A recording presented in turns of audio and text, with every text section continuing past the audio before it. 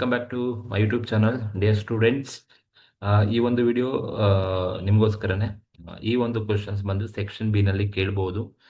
Sales returns ಅನ್ನ ಕೊಟ್ಟಾಗ GST ನಲ್ಲಿ ಯಾವ ತರ ನೀವು ಟ್ರಾನ್ಸಾಕ್ಷನ್ಸ್ ಅನ್ನ ರೆಕಾರ್ಡ್ ಮಾಡಬೇಕಾಗುತ್ತೆ ಅನ್ನೋದು ಈ ಒಂದು ಕ್ವಶನ್ಸ್ ಅಲ್ಲಿ ಸೇಲ್ಸ್ ರಿಟರ್ನ್ಸ್ ಬಗ್ಗೆ ಇರ್ತಕ್ಕಂಥದ್ದು. ಅದೊಂದು ಸ್ಮಾಲ್ ಚೇಂಜಸ್. ಇಲ್ಲಿವರೆಗೂ ನೀವೇನು ನನ್ನ ವಿಡಿಯೋಸ್ ನೋಡಿದ್ರೆ ಸೇಮ್ ಅದೇ ತರ ಇರುತ್ತೆ. ಬಟ್ ಸೇಲ್ಸ್ ರಿಟರ್ನ್ಸ್ ಕೊಟ್ಟರೆ ಹೇಗೆ ಮಾಡಬೇಕು ಅನ್ನೋದು ಮಾತ್ರನೇ ಸೇಮ್ ಟ್ರಾನ್ಸಾಕ್ಷನ್ ವ್ಯಾಲ್ಯೂ ಅಥವಾ ಟ್ಯಾಕ್ಸಬಲ್ ವ್ಯಾಲ್ಯೂ ಮತ್ತು GST ನ ಕ್ಯಾಲ್ಕುಲೇಷನ್ಸ್ ಅನ್ನ ಮಾಡೋದು. ಇದೊಂದು ಕ್ವಶನ್ಸ್ ಅನ್ನ ಸೆಕ್ಷನ್ ಬಿ ನಲ್ಲಿ ಕೇಳ್ಬೋದು. ಈ ತರ ಕ್ವಶನ್ಸ್ ಅನ್ನ ಬನ್ನಿ ನೋಡೋಣ. Calculate GST payable by registered dealer in Bengaluru. That is most important. GST payable ನ ಕ್ಯಾಲ್ಕುಲೇಟ್ ಮಾಡಿ. ರಿಜಿಸ್ಟರ್ಡ್ ಡೀಲರ್ ಎಲ್ಲಿದ್ದಾನಪ್ಪ ಅಂತ ಹೇಳಿದ್ರೆ ಬೆಂಗಳೂರಲ್ಲಿ ಇದ್ದಾನೆ ಅಂತ ಹೇಳಿದಾರೆ. ಫ್ರಮ್ ದಿ ಫಾಲೋಯಿಂಗ್ ಡೀಟೇಲ್ಸ್ ಹೇಳಿದ್ದಾರೆ. ಬೆಂಗಳೂರಲ್ಲಿರೋ ರಿಜಿಸ್ಟರ್ಡ್ ಡೀಲರ್ ನ GST ಪೇಯಬಲ್ ನ ಕ್ಯಾಲ್ಕುಲೇಟ್ ಮಾಡಬೇಕಂತೆ. ಫಸ್ಟ್ ಪಾಯಿಂಟ್ ಹೇಳುತ್ತೆ sales made to registered dealer in Mysuru. ನೋಡಿ, ಸೇಲ್ಸ್ ಮಾಡ್ತಾ ಇದ್ದಾನೆ ರಿಜಿಸ್ಟರ್ಡ್ ಡೀಲರ್ ಎಲ್ಲಿಗೆ?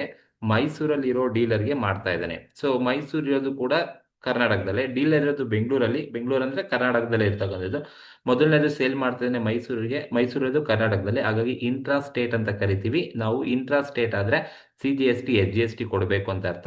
8 lakh rupees ವ್ಯಾಲ್ಯೂ ಇದೆ. ಟೋಟಲ್ 18% ಟ್ಯಾಕ್ಸ್ ಇದೆ. ನಾವು ಟೋಟಲ್ 18% ಟ್ಯಾಕ್ಸ್ ನ ಕೊಡಬೇಕಾ ಅಂತ ಹೇಳಿದ್ರೆ ಇಲ್ಲ. 18% ನ ಬದಲು ನಾವು CGST SGST ಗೆ ಈಕ್ವಲ್ ಆಗಿ 9% ಅನ್ನ ಕೊಡಬೇಕಾಗುತ್ತೆ. ಯಾಕಂದ್ರೆ ಇದು ಇಂಟ್ರಾ, ಬೆಂಗಳೂರಿಂದ ಮೈಸೂರಿಗೆ ಕಳಿಸ್ತಾ ಇದ್ದಾನೆ. ಮೊದಲನೇ ಪಾಯಿಂಟ್. ಎರಡನೇ ಪಾಯಿಂಟ್ ನೋಡಿ, sales made to registered dealer in Mangaluru. Again ಎರಡನೇ ಪಾಯಿಂಟ್ ಕೂಡ ಮಂಗಳೂರಿಗೆ ಸೇಲ್ ಮಾಡ್ತಾ ಇದ್ದಾನೆ ಅಂತ ಹೇಳಿದಾನೆ. ಸೊ ಮಂಗಳೂರಿಗೆ ಸೇಲ್ ಮಾಡ್ತಾ ಇದ್ದಾನೆ. Mangaluru also with in the state of Karnataka ಆಗುತ್ತೆ. Again second transaction is also intra state supply ಆಗುತ್ತೆ. 4 lakh rupees ವ್ಯಾಲ್ಯೂ ಇದೆ. 18% GST ಇದೆ. ಈ 4 lakh rupees ಮೇಲೆ 18% ಟ್ಯಾಕ್ಸ್ ಏನಿದೆ ಇದನ್ನ ನಾವು ಆಫ್ ಮಾಡಬೇಕು. ಅಂದ್ರೆ ಈಕ್ವಲ್ ಆಗಿ CGST ಮತ್ತೆ SGST ಗೆ 9% ಅನ್ನ ಕೊಡಬೇಕು. ಇದು ಎರಡನೇ ಪಾಯಿಂಟ್.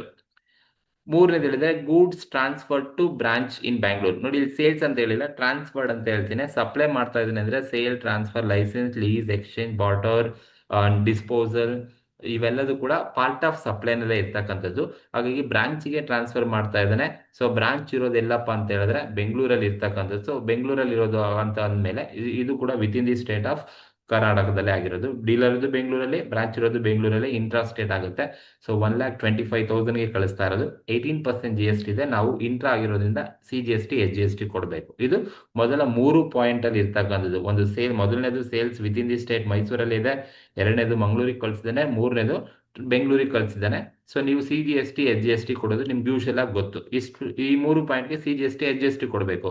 ಬಟ್ ಫುಲ್ ವ್ಯಾಲ್ಯೂನ ತಗೋಬೇಕಾ ಬೇಡವಾ ಅನ್ನೋದೇ ನೆಕ್ಸ್ಟ್ ಪಾಯಿಂಟ್ ಹೇಳಿದೆ ನೋಡಿ. The following are the returns made by dealers. ನೋಡಿ, ರಿಟರ್ನ್ಸ್ ಅನ್ನ ಮಾಡಿದಾರಂತೆ ಅಂತ ಹೇಳಿದ್ದಾರೆ. ಅಂದ್ರೆ ನೀವೇನು ಮೈಸೂರಿಗೆ ಕಳಿಸಿದ್ದೀರಾ, ಎರಡನೇದು ಮಂಗಳೂರಿಗೆ ಕಳಿಸಿದ್ದೀರಾ, ಇನ್ನೊಂದು ನಿಮ್ಮ ಬ್ರಾಂಚ್ಗೆ ರಿಟರ್ನ್ ಕಳಿಸಿದ್ದೀರಾ. ಸೊ ನೀವು ಕಳಿಸಿರೋ ವ್ಯಾಲ್ಯೂನಲ್ಲಿ ಸಮ್ ಪಾರ್ಟ್ ಆಫ್ ವ್ಯಾಲ್ಯೂ ಇರ್ತಕ್ಕಂಥ ಮೆಟೀರಿಯಲ್ಸ್ ಅನ್ನ ವಾಪಸ್ ರಿಟರ್ನ್ ಮಾಡಿದ್ದಾರೆ ಅಂತ ಅರ್ಥ. ಸೊ ರಿಟರ್ನ್ ಮಾಡಿದ್ರೆ ಹೇಗೆ ಟ್ರೀಟ್ ಮಾಡಬೇಕು ಅಂತ ಹೇಳಿದ್ರೆ ನೋಡಿ, ಮೊದಲನೇದು ಬಂದು goods return from dealer in Mysuru. That is what goods return goods return ಆಗ್ತಾ ಇದೆ ಡೀಲರ್ ಆಫ್ ಮೈಸೂರಲ್ಲಿ ಇರೋ ಡೀಲರ್ ಇಂದ ರಿಟರ್ನ್ ಆಗ್ತಾ ಇರೋದು. ನೋಡಿ, ನಾನು ಮೊದಲನೇ ಪಾಯಿಂಟು ಮೈಸೂರು ಡೀಲರ್ಗೆ ಸೇಲ್ ಮಾಡಿದೆ, 8 ಲಕ್ಷಕ್ಕೆ ಸೇಲ್ ಮಾಡಿದೆ, 18% ಟ್ಯಾಕ್ಸ್ಗೆ ಸೇಲ್ ಮಾಡಿದೆ. ಬಟ್ ನಾನು ಮೈಸೂರಿಗೆ ಸೇಲ್ ಮಾಡಿದಾಗ ಮೈಸೂರಲ್ಲಿರೋ ಡೀಲರ್ ಏನ್ ಮಾಡಿದ್ರೆ 8 lakh rupees ಅಲ್ಲಿ 15,000 ವ್ಯಾಲ್ಯೂ ಇರ್ತಕ್ಕಂಥ ಗೂಡ್ಸ್ ಅನ್ನ ವಿತ್ ಇನ್ 50 ಡೇಸ್ ಅಲ್ಲಿ ರಿಟರ್ನ್ ಮಾಡ್ತಾ ಇದ್ದಾನೆ. ವಿತ್ ಇನ್ 50 ಡೇಸ್ ಅಂದ್ರೆ ಆಲ್ಮೋಸ್ಟ್ ನಿಮ್ಗೆ 1.5 month ಆಯ್ತು ಅಷ್ಟೇ. ನೋಡಿ, ಸೇಲ್ಸ್ ರಿಟರ್ನ್ಸ್ ಏನ್ ಕೊಟ್ಟಿರ್ತಾರೆ, ಸೇಲ್ಸ್ ರಿಟರ್ನ್. ಸೊ ನೋಡಿ, ವಿತ್ ಇನ್ 50 ಡೇಸ್ ಅಂದ್ರೆ ಓನ್ಲಿ 1.5 month ಆಯ್ತು. ಸೇಲ್ಸ್ ರಿಟರ್ನ್ಸ್ ಏನಾದರೂ ಮಾಡಿದ್ರೆ GST ನಲ್ಲಿ ಯಾವುದೇ ಪ್ರಾಬ್ಲಮ್ ಮಾಡ್ಕೊಳ್ಳಿ, ಸೇಲ್ಸ್ ರಿಟರ್ನ್ಸ್ ಮಾಡಿದ್ರೆ ವಿತ್ ಇನ್ 6 month ಒಳಗಡೆ ಇದ್ರೆ, ವಿತ್ ಇನ್ 6 ಮಂತ್ ನೀವು ಸಪ್ಲೈ ಮಾಡಿದ 6 ತಿಂಗಳ ಒಳಗಡೆ ನಿಮಗೆ ರಿಟರ್ನ್ ಮಾಡಿದ್ರೆ ಆ ಸೇಲ್ಸ್ ರಿಟರ್ನ್ಸ್ ಅನ್ನ ನೀವು ಡಿಡಕ್ಟ್ ಮಾಡ್ಕೊಂಡೇ ನೀವು ಟ್ಯಾಕ್ಸ್ ಅನ್ನ ಕೊಡಬೇಕಾಗುತ್ತೆ ಅಂತ ಅರ್ಥ. ಹಾಗಾಗಿ ವಿತ್ ಇನ್ 50 ಡೇಸ್ ಇದೆ ಅಂದ್ರೆ 1.5 month ಆಯ್ತು. ಹಾಗಾಗಿ ಎಲಿಜಿಬಲ್ ಫಾರ್ ಡಿಡಕ್ಷನ್. ಇದು ಡಿಡಕ್ಷನ್ಸ್ ಅನ್ನ ಮಾಡ್ಕೊಂಡೇ ನಾವು ಕೊಡಬೇಕಾಗತ್ತೆ. ಎರಡನೇದು ಬಂದು goods return from dealer in Mangaluru. ನೋಡಿ, ಇಲ್ಲಿ ಅಗೇನ್ ಮಂಗಳೂರಿಂದ ಡೀಲರ್ ಇಂದ ರಿಟರ್ನ್ ಬರ್ತಾ ಇದೆ. ನಾನು ಎರಡನೇ ಪಾಯಿಂಟ್ ಅಲ್ಲಿ ಮಂಗಳೂರಿಗೆ ಸೇಲ್ ಮಾಡಿದ್ದೆ, 4 ಲಕ್ಷಕ್ಕೆ ಸೇಲ್ ಮಾಡಿದ್ದೆ. ಇಲ್ಲಿ ಗೂಡ್ಸ್ ಅನ್ನ ಅಗೇನ್ ಮಂಗಳೂರಿಂದ ಡೀಲರ್ ರಿಟರ್ನ್ ಮಾಡ್ತಾ ಇದ್ದಾನೆ. ಯಾವಾಗ ರಿಟರ್ನ್ ಮಾಡ್ತಾ ಇದ್ದಾನೆ ಅಂದ್ರೆ 25,000 ವ್ಯಾಲ್ಯೂನ ರಿಟರ್ನ್ ಮಾಡ್ತಾನೆ ಆಫ್ಟರ್ 7 month. ನೋಡಿ, ಆಫ್ಟರ್ 7 month ಅಲ್ಲಿ ರಿಟರ್ನ್ ಮಾಡ್ತಾ ಇರೋದು. ಸೊ ವಿತ್ ಇನ್ 6 month ಒಳಗಡೆ ಇದ್ರೆ ನೀವು ಡಿಡಕ್ಟ್ ಮಾಡ್ಕೋಬಹುದಿತ್ತು. ಬಟ್ ಆಫ್ಟರ್ 7 month ಅಂದ್ರೆ 6 ತಿಂಗಳ ಆದ್ಮೇಲೆ ನೀನು ರಿಟರ್ನ್ ಮಾಡ್ತಾ ಇದೆಯಾ, ಆಫ್ಟರ್ 6 ಮಂತ್ ಎಬೋ ರಿಟರ್ನ್ಸ್ ಅನ್ನ ಮಾಡಿದ್ರೆ not eligible to deduction. Within 6 month, 6 ತಿಂಗಳ ಒಳಗಡೆ ಇದೆಯಾ ಡಿಡಕ್ಷನ್ಸ್ ಮಾಡ್ಕೋ, 6 ತಿಂಗಳಿಗಿಂತ ಮೇಲೆ ಇದೆಯಾ ಡಿಡಕ್ಷನ್ಸ್ ಮಾಡ್ಲಿಕ್ಕೆ ಅವಕಾಶ ಇಲ್ಲ ಅಂತ ಹೇಳುತ್ತೆ. ಹಾಗಾಗಿ ಎರಡನೇದಕ್ಕೆ ನೀವು ಡಿಡಕ್ಷನ್ಸ್ ಮಾಡ್ಲಿಕ್ಕೆ ಅವಕಾಶ ಇಲ್ಲ. ದೆನ್ ಥರ್ಡ್ ಒನ್ ಬಂದು goods return from Bengaluru branch. Again ಬೆಂಗಳೂರಿಗೆ ನಾನು ಬ್ರಾಂಚ್ಗೆ ಟ್ರಾನ್ಸ್ಫರ್ ಮಾಡಿದೆ, ಆ ಬೆಂಗಳೂರು ಬ್ರಾಂಚಿಂದ ರಿಟರ್ನ್ ಆಗ್ತಿದೆ, 5,000 ವ್ಯಾಲ್ಯೂ ರಿಟರ್ನ್ ಆಗ್ತಿದೆ ಆಫ್ಟರ್ 3 ಮಂತ್. ಅಂದರೆ ನಾನು ಸಪ್ಲೈ ಮಾಡಿದ ಸಪ್ಲೈ ಮಾಡಿ 3 ತಿಂಗಳಾದ್ಮೇಲೆ ರಿಟರ್ನ್ ಮಾಡ್ತಾ ಇದ್ದಾರೆ. 3 ತಿಂಗಳಾದ್ಮೇಲೆ ಅಂದರೆ ನನಗೆ ಕಂಡೀಷನ್ ಇರೋದು GST ಕೌನ್ಸಿಲ್ ಪ್ರಕಾರ ವಿತಿನ್ 6 ಮಂತಲ್ಲಿ ನೀವು ರಿಟರ್ನ್, ನಾನು ಇವತ್ತು ಸೇಲ್ ಮಾಡಿದ್ದೀನಿ, 6 ತಿಂಗಳ ಒಳಗಡೆ ನೀವು ರಿಟರ್ನ್ ಮಾಡಿದ್ರೆ ಡಿಡಕ್ಟ್ ಮಾಡ್ಕೋಬಹುದು. ಇನ್ನು 3 ತಿಂಗಳಾದ್ಮೇಲೆ ರಿಟರ್ನ್ ಮಾಡ್ತಾ ಇದ್ರೆ ಎಲಿಜಿಬಲ್ ಫಾರ್ ಡಿಡಕ್ಷನ್ಸ್ ಅಂತ ಅರ್ಥ.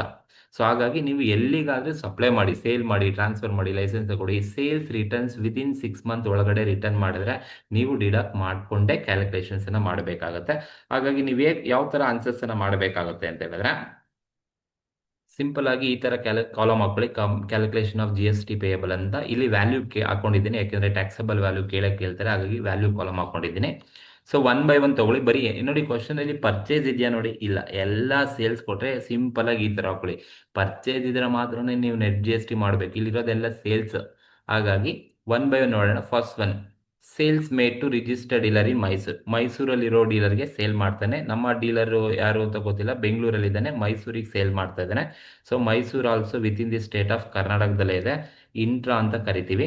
ಸೊ ಹಾಗಾಗಿ ನಾವು CGST HGST ಕೊಡಬೇಕಾದ್ರೆ ನೋಡಿ ಎಷ್ಟಕ್ಕೆ ಸೇಲ್ ಮಾಡೋದು, 8 lakh rupeesಗೆ ಸೇಲ್ ಮಾಡಿರೋದು ಅಲ್ವಾ. ಸೊ 8 lakh rupeesಗೆ ಸೇಲ್ ಮಾಡಿರೋದು, 8 lakh rupeesಗೆ ಸೇಲ್ ಮಾಡಿದ್ದಾನೆ. 8 lakh rupees ಮೇಲೆ ನಾವು ಟ್ಯಾಕ್ಸ್ ಕೊಡ್ಬೇಕಂದ್ರೆ ಇಲ್ಲ. 8 lakh rupees ಅಲ್ಲಿ ಗೂಡ್ಸ್ ಅನ್ನ ರಿಟರ್ನ್ ಮಾಡಿದ್ದಾನೆ, 15,000 ಇರ್ತಕ್ಕಂಥ ಗೂಡ್ಸ್ ಅನ್ನ ರಿಟರ್ನ್ ಮಾಡಿದ್ದಾನೆ. ಹಾಗಾಗಿ ಆ 8 lakh ಅಲ್ಲಿ -15,000 ಅನ್ನ ಮೈನಸ್ ಮಾಡಿಕೊಂಡು ಇನ್ನ ಬ್ಯಾಲೆನ್ಸ್ ಬರೋದು 7,85,000 ಏನ್ ಬರುತ್ತೆ. ಈ 7,85,000 ಮೇಲೆ ನೀವೇನ್ ಮಾಡಬೇಕು, ಇಂಟು 18% ಟ್ಯಾಕ್ಸ್ ಅನ್ನ ಕೊಡಬೇಕು. ಈ 18% ನೀವು ಇಂಟ್ರಾ ಸ್ಟೇಟ್ ಆಗಿರೋದ್ರಿಂದ CGST HGST ಆಗಿ ಮಾಡ್ಕೋಬೇಕಾಗುತ್ತೆ. CGST HGST ಕೊಡಬೇಕಾಗುತ್ತೆ, ಯಾಕಂದ್ರೆ with in the state of ಮೈಸೂರಲ್ಲಿ ಇರೋದ್ರಿಂದ. ಸೊ ಅದು CGST HGST ಆಗುತ್ತೆ. ಬಟ್ ಸೇಲ್ ಮಾಡೋದು 8 ಲಕ್ಷಕ್ಕೆ, ಆ 8 ಲಕ್ಷನೂ ತಗೋಬಾರ್ದು, ಯಾಕಂದ್ರೆ ನನಗೆ ರಿಟರ್ನ್ ಮೈಸೂರಿಂದ 15,000 ರಿಟರ್ನ್ ಬಂದಿದೆ. ಹಾಗಾಗಿ 7,85,000 ಮೇಲೆ 18% ಮಾಡಿದ್ರೆ ನನಗೆ 1,41,300 ಬರುತ್ತೆ. ಇದನ್ನ ನಾನು CGST HGST ಕೊಡಬೇಕು ಅಂದ್ರೆ ಈಕ್ವಲ್ ಆಗಿ ಕೊಡಬೇಕಾಗುತ್ತೆ.